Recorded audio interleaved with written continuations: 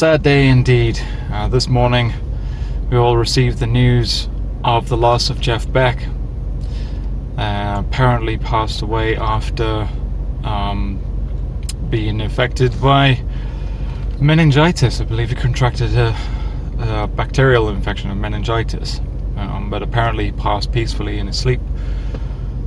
So thank goodness for small mercies, I suppose, in that regard.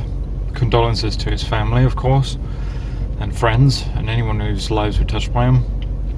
You'll see up on screen here, I've just got a very, very small selection of the tributes I've seen on Facebook so far.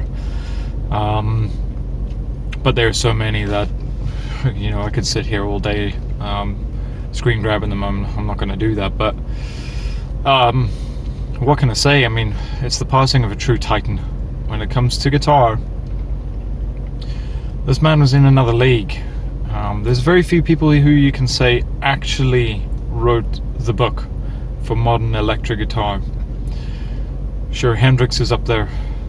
A lot of people would cite Van Halen, Les Paul certainly. But I think Jeff Beck is a name that doesn't come up as often as it should. It used to, certainly used to. When I was growing up, Jeff Beck was always through every music magazine you would ever pick up.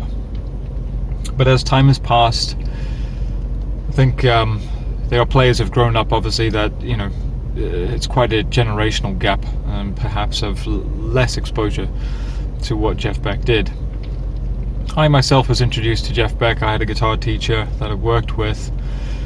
Basically, I would teach the beginner students, and he would take the kind of intermediate to advanced guys, but at the same time he would always be kind of passing me some tips and tricks and things like that, and helping me up my game.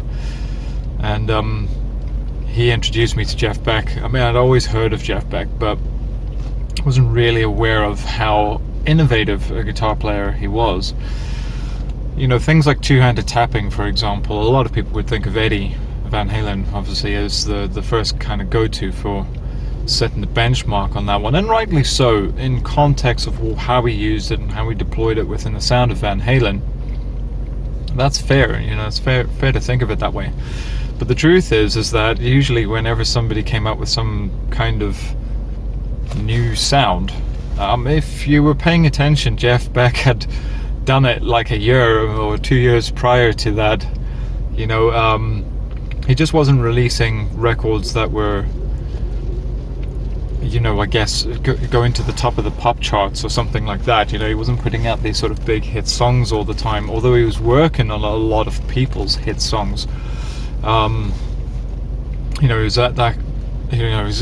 one of those kind of players that played with everyone.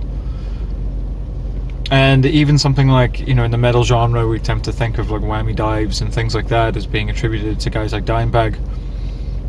And rightly so, again, because in the context of how it's used in the sound of metal, that's absolutely correct to kind of think of it in that regard. But again, if you look at Jeff Beck's playing, he's the guy who's kind of venturing into those sounds, weird and wonderful frontier type sounds. He's usually the guy going there first.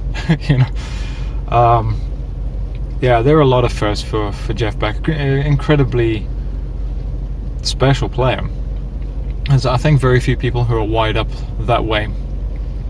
They don't really care too much about the sort of mass popular reception. It's purely a creative venture for them. The creation of their music is purely a creative endeavor, and they're very close to true freedom of expression with their instrument. And I think that's how I see Jeff Beck. And I think that's how, when you look at the way people like Satriani talk about Jeff Beck, Satriani, Vai, these type of guys who are incredible players and inspired whole sets of generations of future incredible players, they just hold someone like Jeff Beck in such reverence, because he laid so much of the groundwork for so many people. Not only that, but he seems to be just one of those really super approachable guys. He was always really, really opening to pushing and bringing in new talent and giving them a platform to shine. Immediately, my friend Carmen Vandenberg from Bones comes to mind. She played in the Jeff Beck band. Tal Wilkenfeld is another name that comes to mind. Just a couple of the more recent entries into that. But got a friend Jay Medwick Daly who's played with Jeff Beck. Kind of shared stages with him on tours and things like that.